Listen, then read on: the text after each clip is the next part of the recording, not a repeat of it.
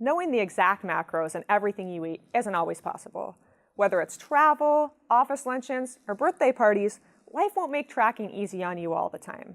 But there's some helpful tools and tricks you can use to guess the macros in any food. Estimations aren't perfect, but you can use them in a pinch to stay on track. That being said, before we get into these tools and tricks, understand that there are going to be special circumstances where you have less room for error and should avoid or limit dining out as much as possible. For example, if you're 2 weeks out from a bodybuilding show, in that case, you'll need to be very dialed in. But for most people, simply estimating when you do go out to eat will do the trick. Let's take a look at some easy foods for estimating your macros and how they can keep you on track and stress-free on the go. The best way to make estimating macros simple is to pick single macro foods. It may seem obvious, but it can be easy to forget when you're staring at a delicious plate full of lasagna or a bowl full of some superfood salad. Picking single macro foods makes the job much easier. For instance, chicken breast is basically pure protein, butter's mostly fat, and vegetables or potatoes are almost entirely made of carbs. When you stock your plate with these foods, all you have to do is guess the portion size and log it in your tracking app, and then you're all set to go. Your tracking app won't always have exactly what you're eating, but you can try to find something similar. If you're eating an off-brand or restaurant meal, try finding a branded food like it with reliable macros. Using reliable, similar foods will make estimating a breeze. Another important part of estimating your macros is knowing how much of each food you're putting on your plate. This can be tricky, but lucky for you, you already have everything you need to start estimating portion sizes like a pro. You can literally use parts of your hands to figure out how many servings you're about to eat. It doesn't get much more convenient than that. For instance, you can use your fist to measure carbs. Most people's fists are about the size of 1 cup, which can be great for measuring portions of carbs like rice, oatmeal, fruits, and all types of vegetables. And you can use your palm to measure protein. Protein sources that are about the same size and thickness of your palm are usually about 3 ounces. For example, chicken, steak, or fish can all be estimated with palm sizes. And if you have large hands, your palm might be equivalent to 4 ounces of protein instead of 3. And finally, use your fingers to measure fats. Your thumbnail is about the size of a teaspoon, and your entire thumb is about the size of a tablespoon. This works well for fat sources like peanut butter, cheeses, and oils. And if you have trouble picturing that, you can use the visual of half a golf ball, which is about the size of a tablespoon. When you have to have an impromptu meal or don't know the macros of anything on the menu, it's a good idea to stick to foods high in protein and fiber for 2 reasons. First, if your meal is mostly protein and fiber, it's going to be hard to accidentally overeat because both are very filling. And then second, protein or fiber-rich foods are not very calorie dense. So even if you do underestimate the macros and overeat your portions, the damage is going to be minimal. And that brings us to the last and maybe the most important step in estimating your macros. If you're aiming to be in a deficit, always overestimate.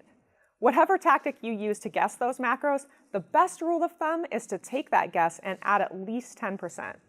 For example, let's say you're looking at a bowl of mashed potatoes. After comparing it to your fist, you're thinking that bowl of mashed potatoes is in between about 1 and 1.5 cups. So in this case, you're going to log it as 1.5 cups just to be safe. Staying on the safe side might only make a small difference for that day, but if you can do it consistently, it's going to make a big difference over time. Those little macros here and there can really add up. Each of these tips has its time and place, but with dedication, you can use them to eat out and celebrate without hindering your progress. So now let's take a quick look at how this works in real life. So we decided to come out to the steakhouse tonight, and I knew that I could afford to do this because I'm not on a fat loss goal. I have a lot of macros to work with. I don't have like a wedding or contest prep that I'm doing or anything next week. And so here are my macros. You can see that I've saved quite a few for this dinner. I have 146 grams of carbs left and 70 grams of fat. And I've knocked out a good chunk of my protein because we all know that most restaurants tend to serve pretty fat and carb-rich food. All right, so that being said, I'm looking through the menu now. And I don't want to get something like steakhouse mac and cheese bites or something like the wings or cheese fries because it's hard to know exactly what's in that, right? It's kind of like ordering lasagna. There's a lot of ingredients. So I'm gonna go with something simple. I ordered their special, which is just a cut of meat. I chose a 9-ounce steak and also a baked potato. There's a good source of carbs. And for the sides, I chose a side salad. And I asked for dressing to be on the side and butter to be on the side of the potato so that I can do a better job estimating. So here's the food. There's the salad, the ranch that I ordered, there's honey butter in there, and a potato, and there's the steak. If I'm estimating this, I already know that this is going to be 9 ounces because that's what it says on the menu. But if you look at it, it's about 3 times the size of a deck of cards or my palm. My palm is pretty small, that's about 3 ounces, so this is 9 ounces. With a baked potato, I've done this so many times, I'm guessing that that's about 250 to 300 grams. So I'm going to go with a higher weight just to overestimate like we talked about. And with this honey butter, that looks like about 2 tablespoons. It's about the size of a golf ball, right? Maybe a little bit smaller, but that's okay. Remember, I'm overestimating. Now the salad, I've looked that up in the app and there's an entry for it already. It's the Outback salad, house salad. So that makes things pretty easy. You can see my ranches on the side. I'm only gonna put about 2 tablespoons on there and enter all that in the app and I'm done.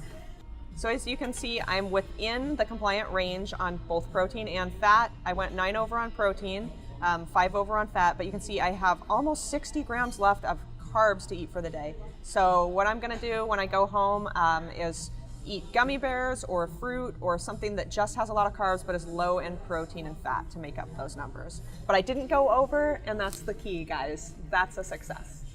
All right, so after I got back from the steakhouse, I filled out most of the remaining carbs with a pear and some sweet tea.